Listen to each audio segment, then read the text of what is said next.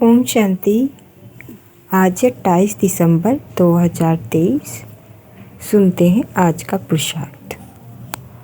आज की हेडिंग है स्मृति स्वरूप विघ्न विनाशक मास्टर सर्वशक्तिमान।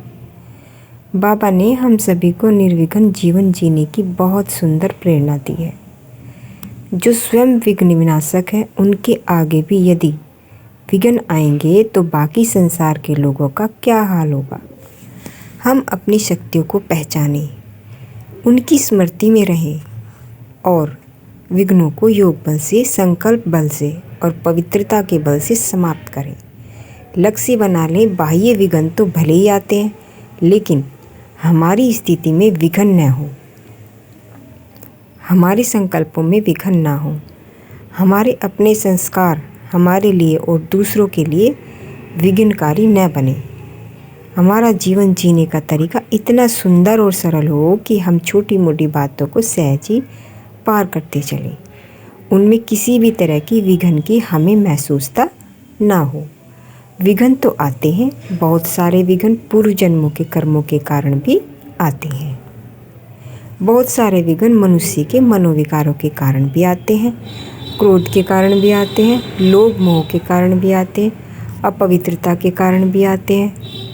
हम अपनी पवित्रता को मजबूत करते चलें। पवित्रता हमारा सबसे सुंदर विषय है। बाबा आया ही है हमें पवित्र बनाने, और पवित्रता का सुख परम सुख होता है। पवित्रता के आधार पर ही पूजा होती है। पवित्रता स्थापना के कार्य में बहुत बड़ी भूमिका निभाती है, क्योंकि हम धर्म की स्थापना कर रहे हैं और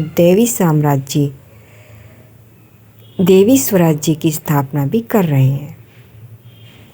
पवित्रता के द्वारा धर्म की स्थापना में बल मिलता है, और बाबा ने हम सभी को अनेक बच्चों को पवित्र बना दिया है श्रेष्ठ धर्म की स्थापना के लिए। तो हम चेक करेंगे हमारे अंदर कोई भी सूक्ष्म अपवित्रता तो नहीं है, काम की इच्छाएं तो नहीं है, देह का आकर्षण तो नहीं है।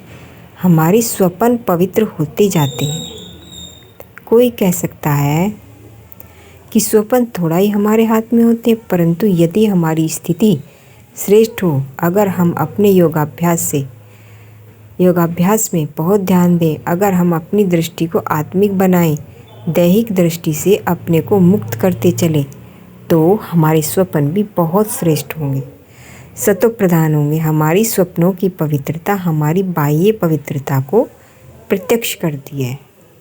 अर्थात अगर हम बाह्य रूप से बहुत पवित्र हैं तो स्वप्न भी पवित्र हैं, और अगर स्वप्नों में भी किसी तरह की अपवित्रता है तो हमें समझ लेना चाहिए कि आत्मा में, मन में, संस्कारों में कहीं ना कहीं अपवित्रता बाकी है।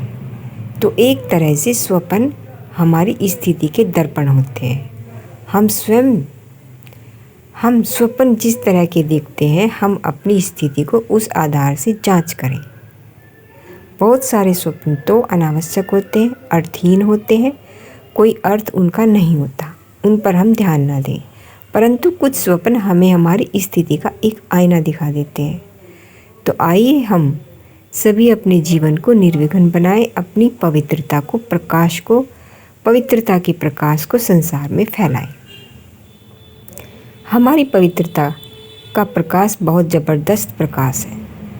हम इसके महत्व को समझें और आज सारा दिन हम इस पवित्रता को बढ़ाने के लिए आत्मिक दृष्टि का अभ्यास करेंगे, अशरीरीपन का अभ्यास करेंगे, ताकि हमारी कर्मेंद्रियां भी शीतल हो जाएं, और साथ साथ स्व मान लेंगे मैं पवित्रता का फरिश्ता हूँ।